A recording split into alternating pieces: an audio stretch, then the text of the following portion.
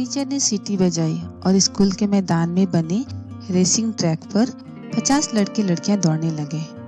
प्रत्येक बच्चों का लक्ष्य मैदान के अंत तक जाना और फिर वापस शुरुआती बिंदु तक आना था।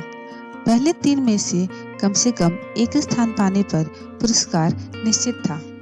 बच्चों के अभिभावक भी वहां मौजूद थे और वे बच्चों का उत्साहवर्धन कर रहे थे। दौड़ समाप्त हुई।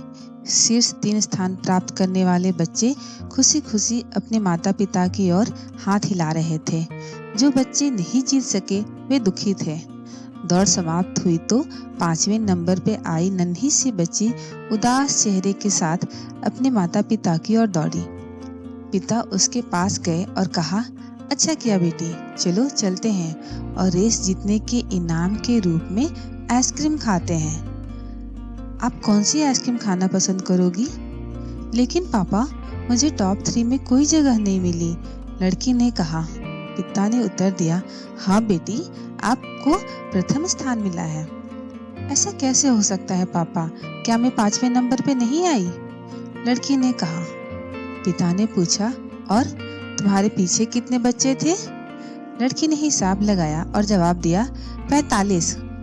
इसका मतलब कि आप उन 45 बच्चों से पहले थे, इसलिए आपको आइसक्रीम मिलेगी। पिता ने कहा, और 4 बच्चे जो मुझसे पहले आए थे? परेशान लड़की ने पूछा। पिता ने कहा, इस बार आप उनके साथ प्रतिस्पर्धा में नहीं थी। क्यों? लड़की ने पूछा।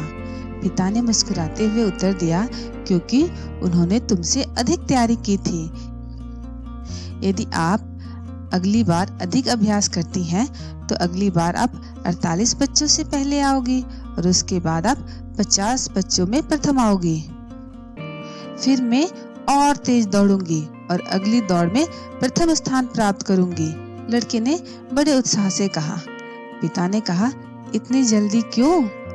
पहले अपने पैरों को तो मजबूत कर लो। और यह दूसरों से आगे निकलने के बारे में नहीं, बल्कि खुद से आगे निकलने के बारे में है, लड़की ने आत्मविश्वास से कहा। जैसा आप कहें पापा। फिर 45 बच्चों में प्रथम आने की नई खुशी से भर गई और उसकी आंखें चमक उठी।